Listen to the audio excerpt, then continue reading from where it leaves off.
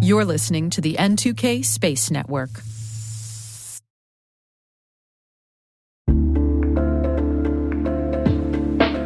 And now, a word from our sponsor, SpyCloud, the cybercrime analytics leader. SpyCloud disrupts cybercrime by telling you what criminals know about your business and your customers, so you can take action to prevent ransomware, session hijacking, account takeover, and online fraud. SpyCloud constantly recaptures and analyzes new data from the criminal underground, including credentials, session cookies, and PII siphoned from malware-infected devices. With knowledge of the specific exposed data criminals have in hand from InfoStealer malware on managed and unmanaged devices, security teams can respond with a more efficient and effective process called post-infection remediation that fits seamlessly into existing incident response frameworks. Get SpyCloud's post-infection remediation guide outlining the 7 steps for preventing a malware infection from becoming a full-blown ransomware incident.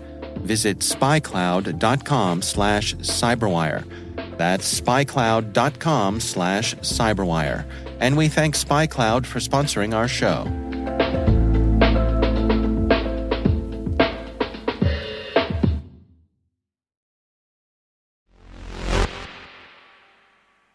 It's a bit of a banner day for SpaceX's Starship. No news of FAA approval for the next launch of the Super Heavy rocket just yet. I know lots of us are waiting for that. But even without a third launch date set, Starship's dance card is already getting quite full.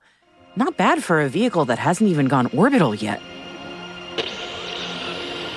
T-minus 20 seconds to LOS speed rest. Go for deploy. Roger roll. Today is January 31st, 2024. I'm Maria Varmazis, and this is T-minus.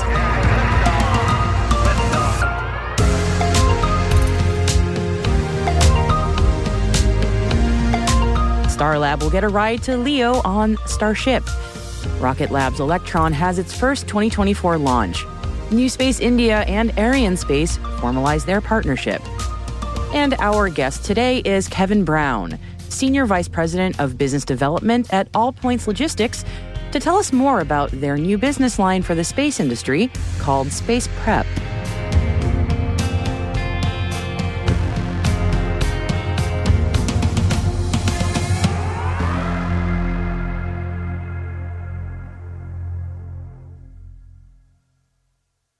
Let's dive into this Wednesday's Intel briefing, shall we? First up today is StarLab Space, which is a joint venture between Voyager Space and Airbus. StarLab Space say they've chosen to launch their StarLab commercial space station on a Starship ride. Given Starship's massive carrying capacity, it will be able to get StarLab into orbit in one single mission before the International Space Station reaches the end of its mission. Once it's launched, StarLab Space says its space station, which will be fully outfitted on the ground, by the way, will be completely ready to host up to 4 crew members once it is on low Earth orbit. And it's not just StarLab Space with big plans for Starship. Speaking at this week's Space Mobility Conference in Orlando, Florida, senior advisor with SpaceX, Gary Henry, says the Pentagon has asked SpaceX about potentially taking over Starship missions. In other words, instead of Starship being contracted out to the U.S. government, in certain critical cases, hypothetically, Starship would be handed over to the Department of Defense, making it fully government-owned and operated, and then given back to SpaceX once that mission is done. As you might imagine, this would be for missions that are highly sensitive or risky. Right now, SpaceX already has contracts for military missions for Starship, but this kind of, again, hypothetical request isn't something that they've hashed out yet internally or with the DoD. SpaceX says they're still, quote, exploring their options. Rocket Lab launched its first successful mission of 2024 called 4 of a Kind from New Zealand. The Electron vehicle carried 4 space situational awareness satellites for Spire Global and Montreal company North Star Earth and Space. The 4 of a Kind mission also included a successful splashdown of Electron's first stage in the ocean after launch. The satellites deployed will monitor near-Earth objects from space to provide timely and precise information for space object detection, tracking, orbit determination, collision avoidance, navigation, and proximity alerts. The mission was Rocket Lab's 43rd Electron launch overall, bringing the company's record of successfully deployed satellites to 176. NewSpace India Limited, known as NSIL, and Arianespace have signed a Memorandum of Understanding for a long-term partnership to support satellite launch missions. The MOU between the commercial arm of ISRO and the French launch company aims at establishing a long-term partnership between the two companies to meet the global commercial satellite launch service market needs.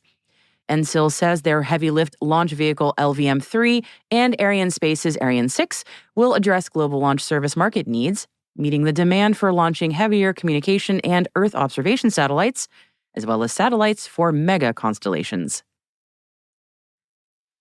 NOSA, the Norwegian Space Agency, has successfully demonstrated the NORSAT-TD microsatellite developed by Space Flight Laboratory. The spacecraft successfully transferred data to a ground station using optical communications technology. The accomplishment is a first for a Dutch-built laser communication device and among the first achieved by a microsatellite. NORSAT-TD was the sixth mission developed by SFL for Norway and launched in April 2023. It is designed primarily as a maritime ship tracking mission. The demonstration microsatellite also carried experimental payloads for enhanced GPS positioning, spacecraft tracking by laser, and iodine-fueled propulsion, in addition to the small CAT terminal. NORSAT-4, now under development at SFL for a 2024 launch, will feature a first-of-its-kind low-light imaging sensor. The Space Foundation's Space Commerce Institute is partnering with the Space Agency of the Republic of Azerbaijan to launch a 3-month program on space mentorship for women.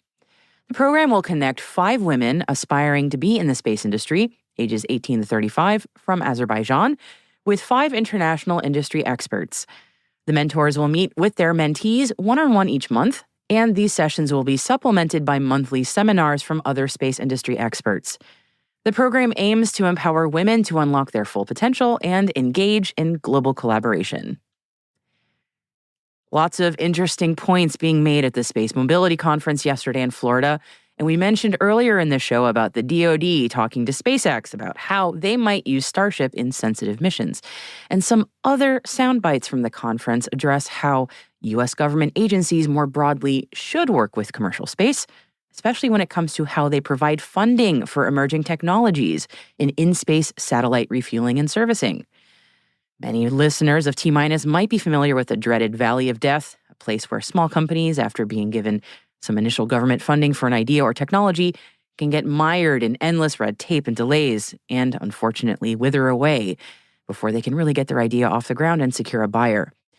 The White House National Space Council head of commercial space policy, Diane Howard, spoke to the conference about the urgent need for change in processes here. Now, here's a quote from her address that we imagine might resonate with many of you. "We cannot expect this mission area to develop just from concepts and oversight. We can't expect to bridge the Valley of Death through science and technology programs and industry accelerator programs. We need to identify and prioritize resources, funding, and personnel. We need requirements for the use of mobility and logistics. And we need roadmaps with prioritized lines of effort and initiatives. We need creative acquisition strategies with public-private partnerships and cost and risk shares. We need government organizations like Space Force, NASA, NRO, and others to get us off the block with clear strategy, clear policy, clear requirements, and real funding." The first metal 3D printer for space, developed by Airbus for the European Space Agency, will soon be tested aboard the Columbus module of the International Space Station. It could be a real game changer for manufacturing in space and future missions to the Moon or Mars. There have already been several plastic 3D printers on board the ISS, the first of which arrived in 2014, and astronauts have already used them to replace or repair plastic parts, since one of the major problems of everyday life in space is the supply of equipment, which can, as you might imagine, take months to arrive. Gwanael Aridon, Airbus Space Assembly lead engineer, says the metal 3D printer will bring new on-orbit manufacturing capabilities, including the possibility to produce load-bearing structural parts that are more resilient than a plastic equivalent. Astronauts will be able to directly manufacture tools such as wrenches or mounting interfaces that could connect several parts together. The flexibility and rapid availability of 3D printing will greatly improve astronauts' autonomy. We live in the future. And speaking of in-space satellite servicing, space mobility provider ExoTrail spoke to Space News at Space Mobility and said they're working on a new satellite transfer vehicle to take U.S. military satellites to geostationary transfer orbit with a target vehicle launch in 2026. And we have a link to the full Space News exclusive in our show notes for you.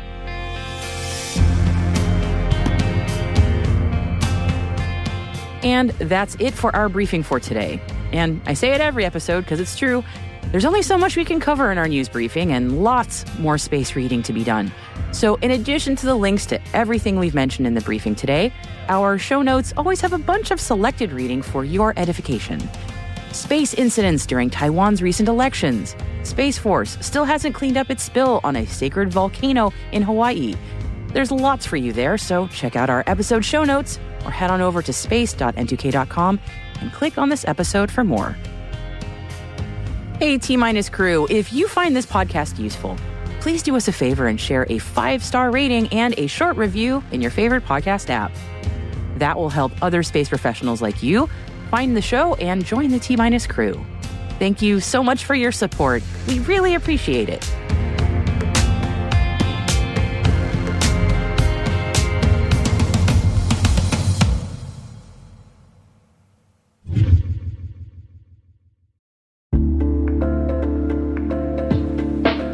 And now a word from our sponsor, 6 Sense. 6 Sense provides award-winning cloud-based automated endpoint and vulnerability management solutions to streamline IT and security operations. With its advanced platform, businesses gain complete visibility and control over their infrastructure, reducing IT and security risks and optimizing operational efficiency. With 6 Sense, you'll get real-time alerts, risk-based vulnerability prioritization and remediations, and an intuitive automation and orchestration engine so you can focus on your core business goals, confident in the knowledge that your enterprise is secure, compliant, and running smoothly. Visit 6sense.com to learn why enterprises choose them.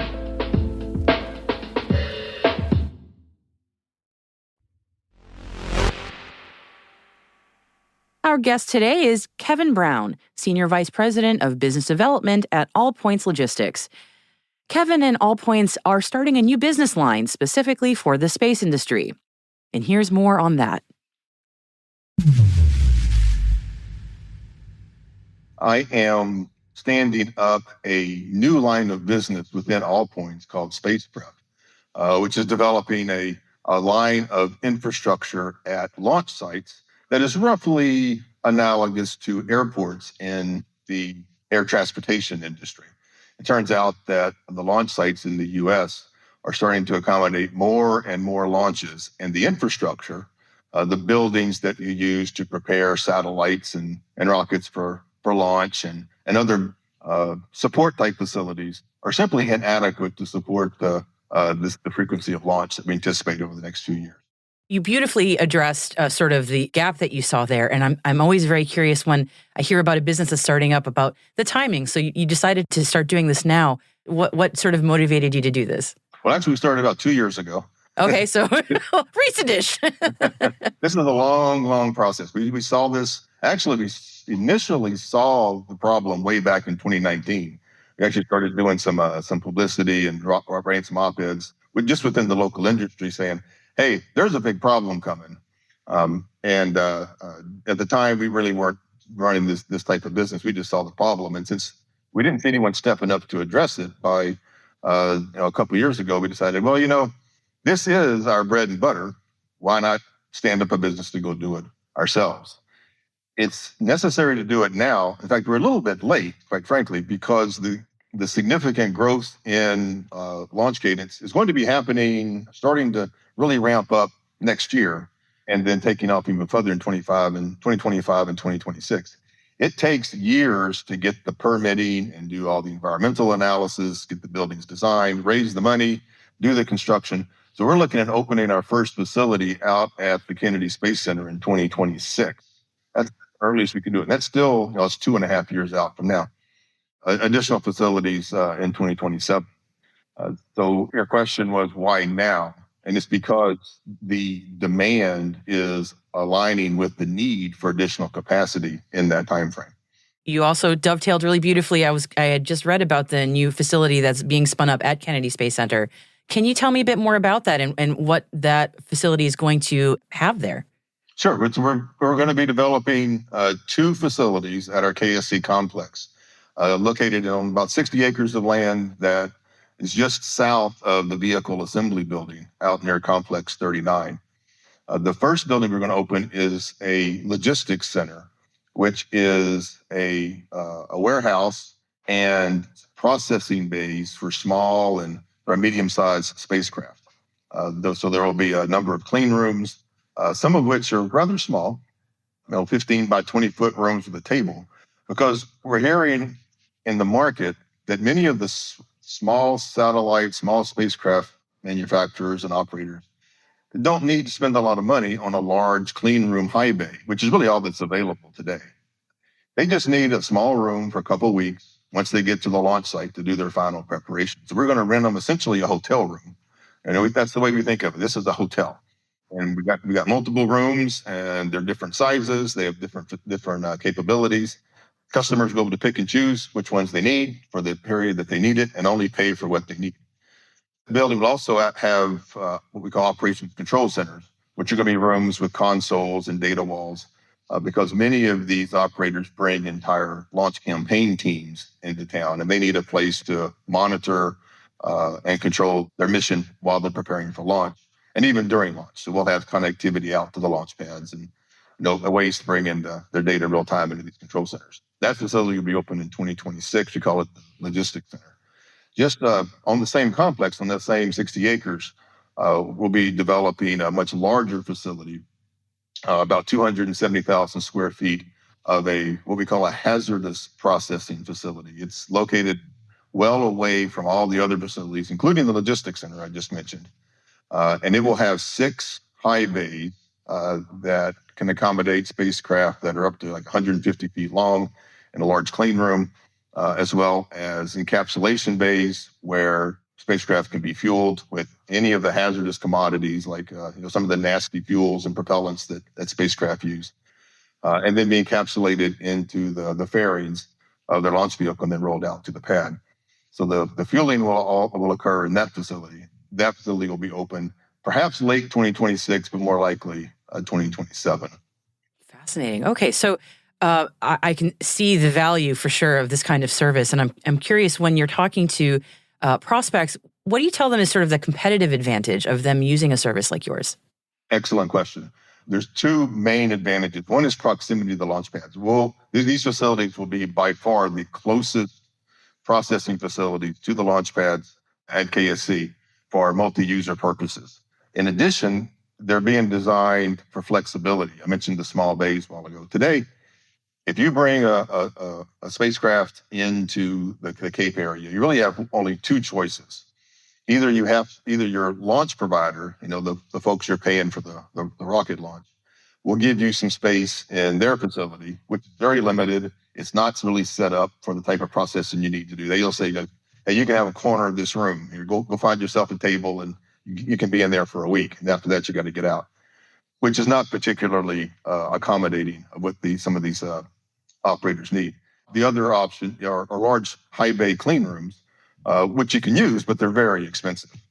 So our differentiator is we're going to have these multiple buildings that have different size rooms, from the small ones I mentioned before to medium-sized, what we call integration cells, that can be used to really mount multiple spacecraft onto, say, a deployment mechanism, deployment ring, a lot for secondary missions, and then stacked with the primary payload and encapsulated.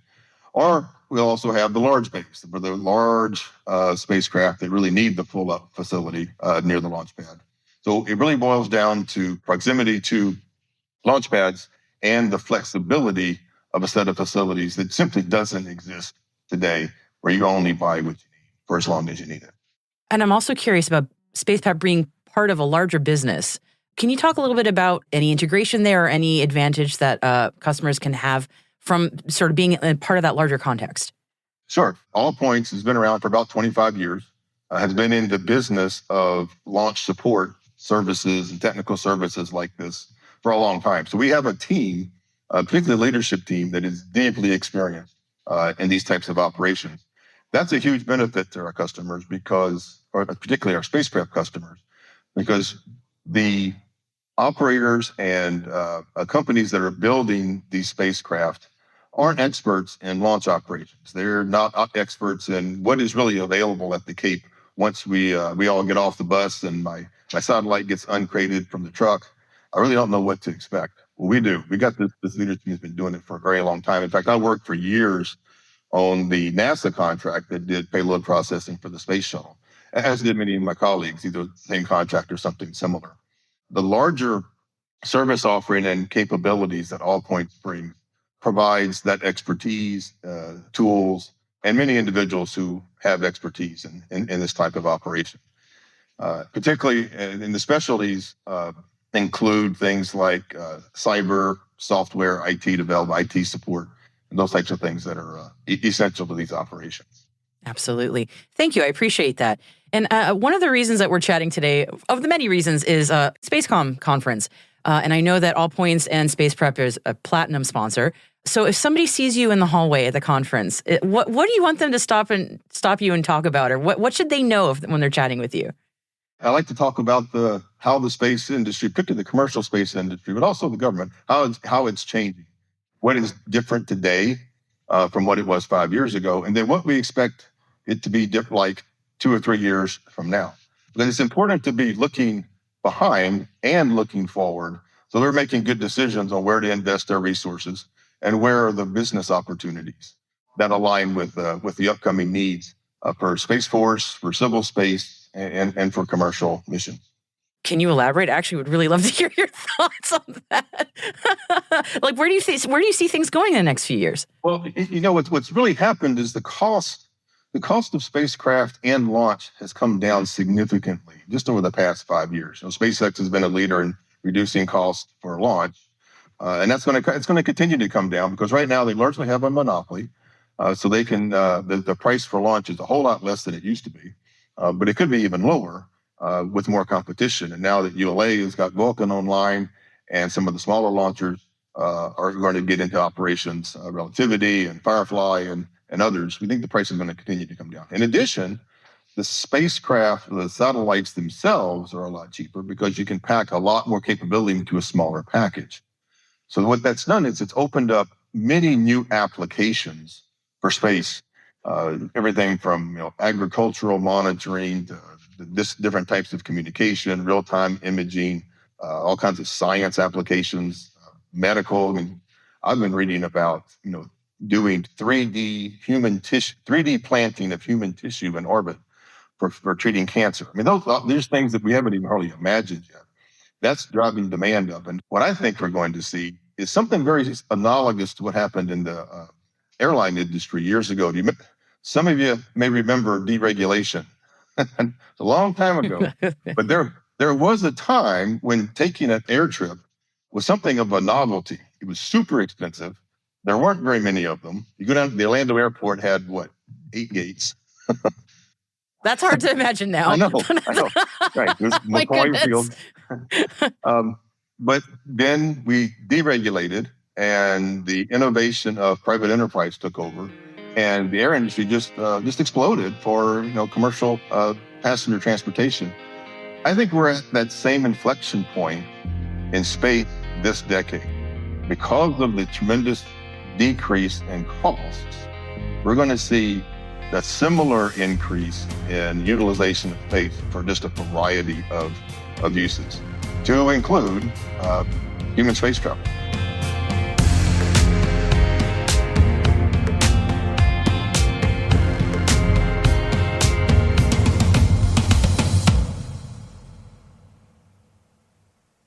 We'll be right back.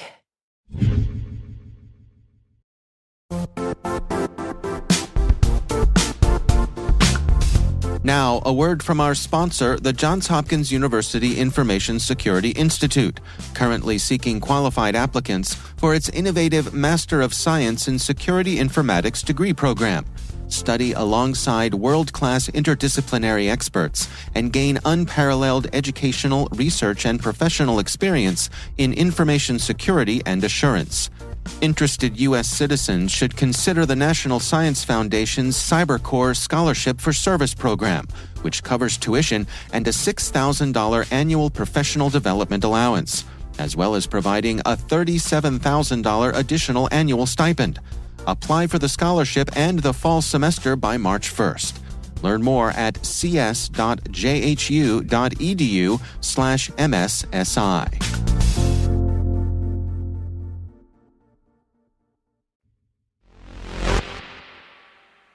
Welcome back. And today we're doing a bit of trivia for you, as January 31st has had some interesting space history milestones. On January 31st, 1958, the United States entered the space age with its first successful launch of a satellite, Explorer 1, aboard a Redstone rocket launched from Cape Canaveral in Florida. The Explorer 1 team is a who's who of U.S. space legends, really. The Redstone was built by a team led by Dr. Wernher von Braun. The Explorer 1 instrumentation was built by Dr. James Van Allen, and the Explorer 1 satellite itself was built by JPL and led by Dr. William H. Pickering. Names I know well from physics textbooks over the years. I'm sure many of you do as well. Explorer 1 was not only the U.S.'s first satellite, but also the first U.S. satellite with scientific instrumentation aboard. Yeah, I also would have guessed that the first satellite would have been military, but I would have guessed wrong. Explorer 1 had cosmic ray detectors aboard, and that always sounds so sci-fi to say out loud. And yes, this is the mission that led to Dr. Van Allen discovering the existence of strong radiation belts around our planet, which we now call Van Allen belts in his honor. Second bit of trivia from today in space history was January 31st, 1961. And that was the day that Ham the astrochimp flew on a suborbital flight as part of Project Mercury, making him the first hominid to ever fly to space. He was only 3.5 years old when he went to suborbital space and had been in space training for about half of his life. He experienced 6.5 minutes of weightlessness and 14.7 Gs of force on re-entry. Ham the astrochimp was in suborbital space for a total of 16 minutes and 39 seconds and had to do work while he was up there, mind you. Ham's flight proved that difficult tasks could be done even while in space. Ham retired from NASA in 1963, as a chimp can retire, and went on to live his life in various zoos until he died at age 26, which isn't exactly ripe old age for a chimp, but close. One might imagine the stress of what he went through might have cut his years a bit short. I would absolutely be remiss if I didn't mention that the use of animals for space programs, like Laika the space dog and Ham the astrochimp, was never without controversy or obvious ethical issues. And I would also be remiss if I didn't acknowledge that without Ham's spaceflight, Alan Shepard would never have flown just a few months later on Freedom 7, the first U.S. human suborbital spaceflight. So we thank you, Ham, and listeners, if you are ever at the New Mexico Museum of Space History in Alamogordo, New Mexico, I highly recommend it, by the way, there is a memorial to Ham right out front.